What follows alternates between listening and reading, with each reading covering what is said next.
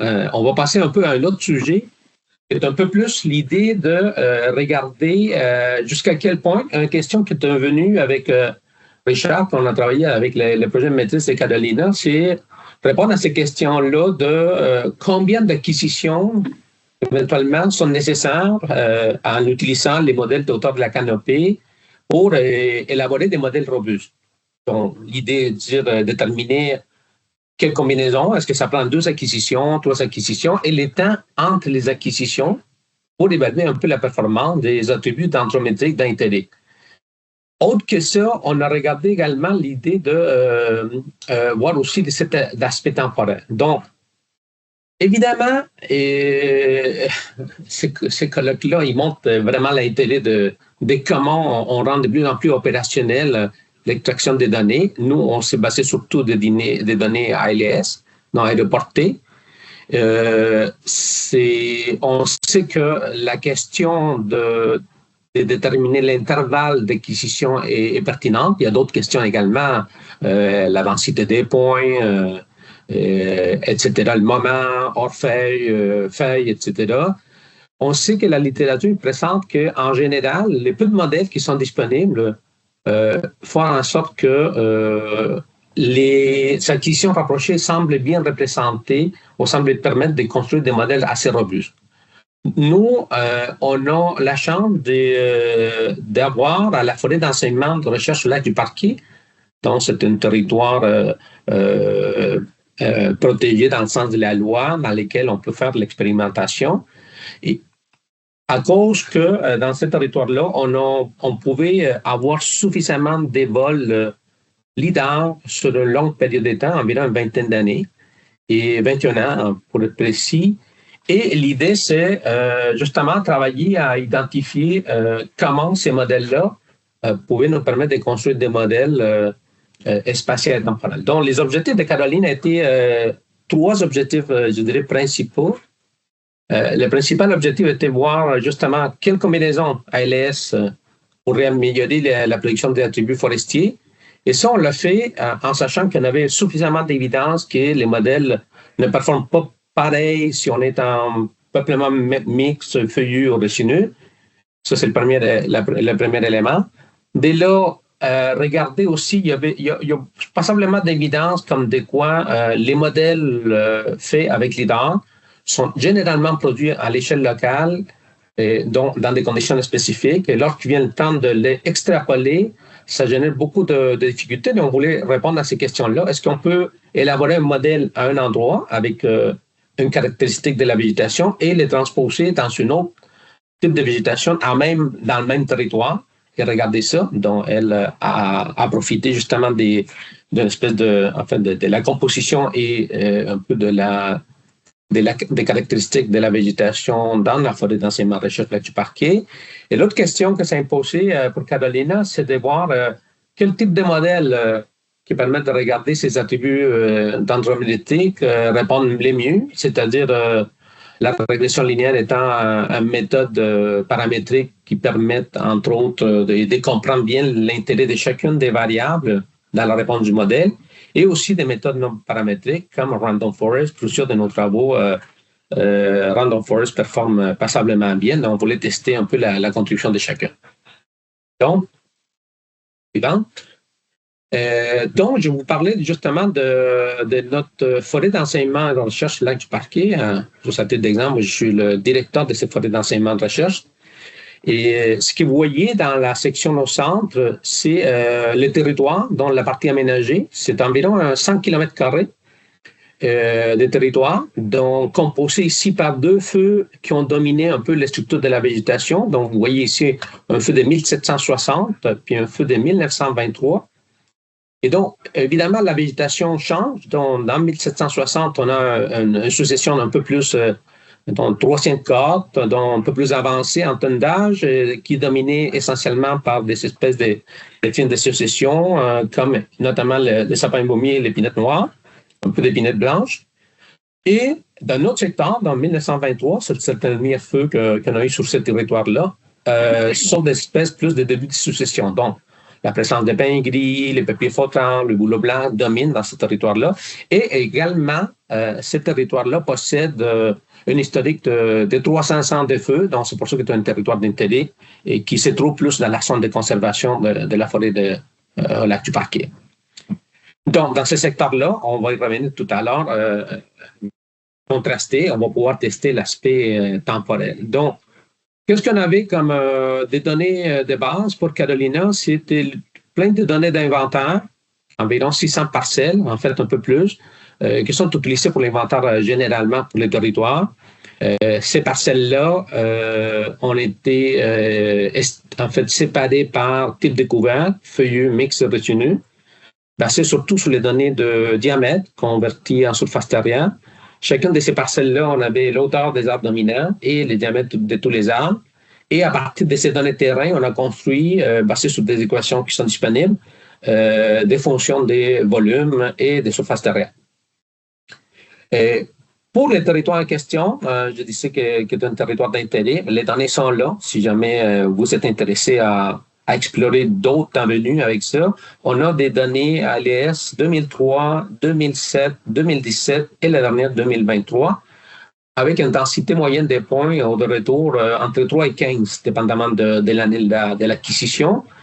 Et on a construit pour chacune de ces 4 acquisitions-là de raster à 1 mètre de hauteur, avec un modèle de hauteur de la canopée, évidemment, et également le modèle des terrains qui nous a permis d'extraire certains métriques en lien avec chacune de ces parcelles-là. Donc, vous comprenez très bien que c'est un système basé sur la surface dans lequel on a travaillé. Pour chacune de ces parcelles, on a distribué les normes d'observation de terrain en fonction des acquisitions pour être les plus rapprochés possible. Donc, on a suffisamment des parcelles au moment de la capture de ALS. Suivante.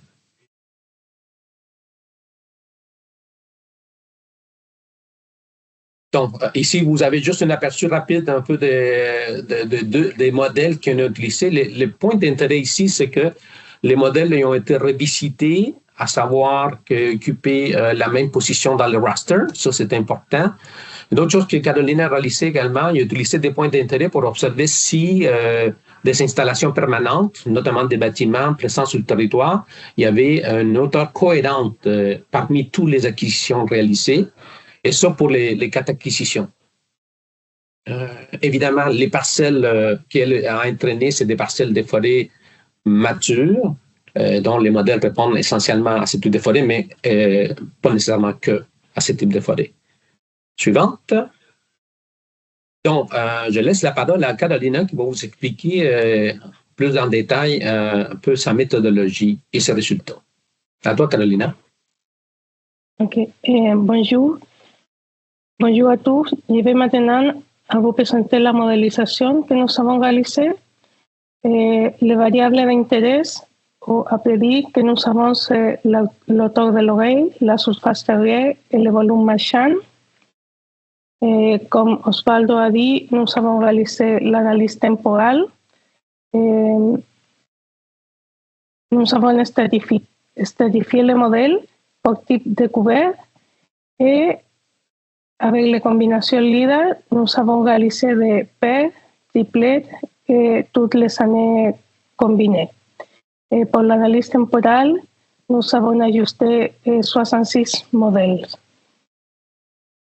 Pour l'analyse spatiale, nous avons profité des 12 secteurs ici dans la figure et nous avons utilisé la stratification aussi, mais dans ce cas, nous avons ajusté des modèles pour les couverts résineux et les couverts mixtes.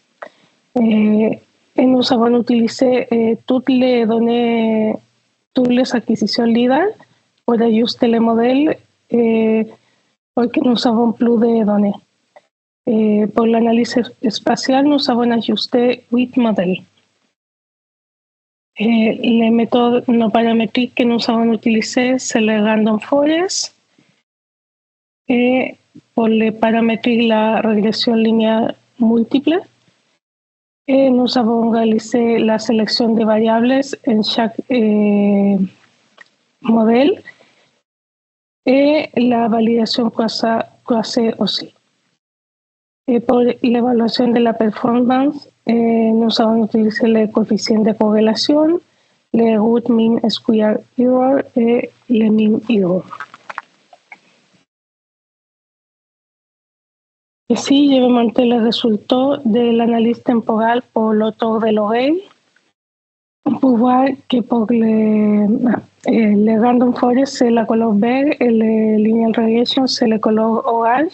Et nous avons les multitemporelles combinations dans les X, Y, et les coefficients de détermination ici.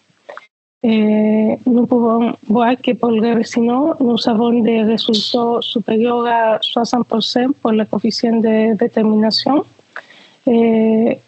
spécialement pour la combinaison 2007-2017. Pour les fouilles, les résultats sont pas bons.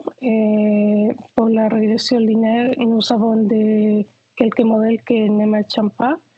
Et nous avons les mieux résultats pour la combinaison 2007-2017 aussi. Et pour les couverts, nous avons des résultats intermédiaires. Et on peut voir que les random forest performent mieux que les linear regression. Et nous avons aussi la mieux combinaison est la 2007-2017.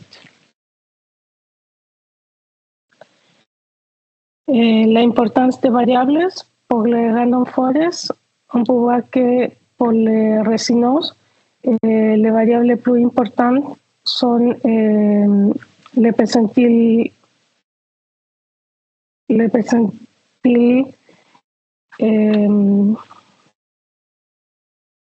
Caramband, désolé. Le percentile de Canopy High Model, pour les fouilles, nous avons aussi le percentile de Canopy High Model, mais aussi nous avons quelques percentiles de variables topographiques. Et pour les couverts mixtes, nous avons la dominance des percentiles de Canopy High Model aussi.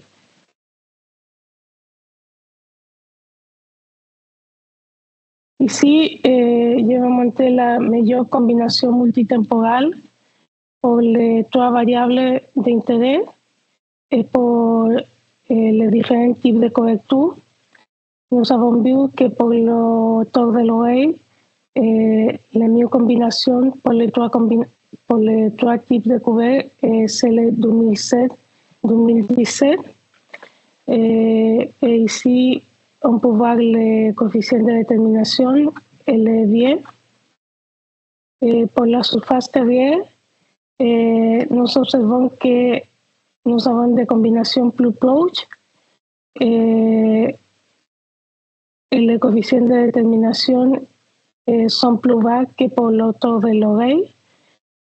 Et pour le volume, on avait différentes combinations aussi. Ils sont plus proches et les résultats sont supérieurs à les coefficients de détermination que nous avons obtenus sont supérieurs à 0,5 pour les trois types de couverts. Et maintenant, Osvaldo va continuer. Oui, ensuite, ce que Caroline a expliqué tout à l'heure, elle a pris son modèle avec 4 acquisitions, un des modèles aussi performants pour les résineux, et notamment pour l'auteur de l'oreille. Donc, elle a entraîné les modèles sur les secteurs que nous on dit 1760, donc depuis le dernier feu, et il a appliqué ces modèles sur le territoire en c'est le secteur 1923. Et ensuite, a fait les contrats. Ils ont entraîné ce modèle avec le secteur 1923 et appliqué justement cette équation de 1760 pour obtenir quelque chose d'équivalent. Donc, il semble que le modèle pour l'auteur de l'oreille en psychiatrie, les résineux, semble relativement bien performé dans les deux cas avec le random forest. la réponse pour la régression linéaire, ensuite, est un peu différente. C'est-à-dire les modèles qui étaient construits ou entraînés avec les données 1760, secteur 1760, il y avait une performance plus faible, en fait relativement bonne pour expliquer l'automne de l'oreille en 1923, mais les contrats n'étaient pas très fantastiques pour séquestrer ces données-là. Il faut comprendre dans ce secteur-là, c'est que 1760 est relativement, on trouve environ 1% des pains gris sur ce territoire-là, tandis qu'en 1923, donc plus en début de sécession, il y a 71% en termes de revenus dominés par les pains gris. Donc, est-ce que c'est la régression linéaire qui est moins performante? Est-ce que c'est carrément l'étude de la forêt qui est en question? Donc, c'est des questions qu'on va discuter un peu plus tard. Donc, notamment, ça va bien relativement pour les peuplements retenus. Pour les mixtes et pour les feuillus, évidemment, les performances sont beaucoup plus faibles. Donc, on n'a pas réussi à obtenir de bonnes transférabilités spatiales pour l'automne de l'oreille. Puis, c'est le même cas pour certaines combinaisons surface terrière puis volume. On a les détails de chacun de ces modèles-là. Donc, ce que Carolina a réussi à obtenir, c'est que l'auteur, notamment l'auteur de l'oreille, constitue l'attribut le plus robuste. Je pense que c'est pas étrange à l'effet que l'auteur des canopées est directement en lien avec cette variabilité-là. Et les intervalles intermédiaires, notamment en 2007 et 2017, il vous a partagé les résultats, semblaient suffisamment d'intérêt pour un intervalle de 10 ans qui cadre relativement bien avec un peu l'inventaire qu'on fait au Québec, dans chaque 10 ans. Dans cette idée-là, c'est que le modèle de 10 ans pourrait bien performer, quoiqu'il y ait d'autres modèles qui ont bien performé aussi dans l'espace de 20 ans. L'effet d'ajouter plus d'acquisition dans le modèle, quand il arrive, on n'a pas nécessairement un gain en termes de performance dans les modèles. Ça, c'est intéressant de comprendre. Évidemment, les attributs de surface terrière et volume ont été un peu plus erratiques en fonction des combinaisons d'années pour obtenir de meilleures performances. Ça, c'est des choses probablement qu'il va falloir explorer dans un avenir, dans un prochain projet. Et on pourra aussi en discuter. Random Forest en tout point semble générer des modèles beaucoup plus robustes qui est la régression linéaire multiple qui a été utilisée. En ce qui a trait l'analyse liée à la transférabilité, les modèles en général fonctionnent très bien pour l'automne de l'oreille. Je vous ai montré le cas des retenus. Dans le cas des peuplements mixtes, c'est un peu plus difficile. Et Random Forest, évidemment, c'est elle qui obtient les meilleurs résultats. Donc, en conclusion, c'est le temps de discussion. Donc, prioriser des intervalles 10 ans paraît intéressant, aux 20 ans. Donc, ça pourrait être une question économique, à savoir quel est le coût d'acquisition pour un territoire si grand comme le Québec pour obtenir des modèles robustes.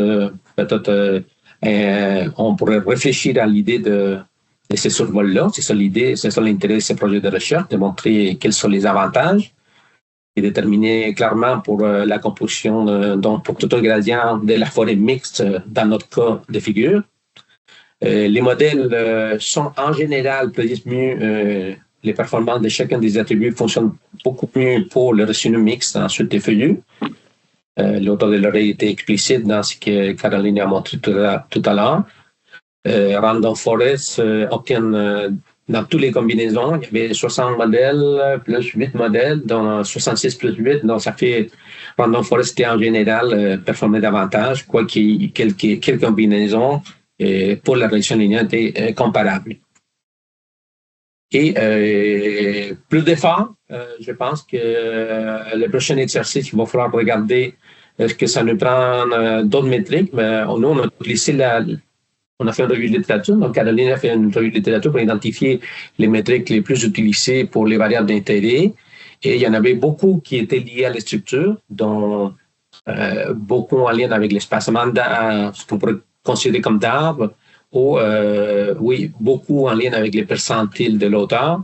Et on a intégré aussi certaines variables d'intérêt en lien avec les modèles des terrains. Mais forcément, peut-être dans l'exercice, et ça, c'est des choses qu'on pourrait discuter, des choses qu'on a déjà discutées avec Richard. Est-ce qu'il faudrait mieux caractériser l'entrée, c'est-à-dire les données, le modèle, à quel type de configuration structurelle s'applique? Est-ce qu'on peut utiliser ça en fonction de quelque chose qui pourrait être large?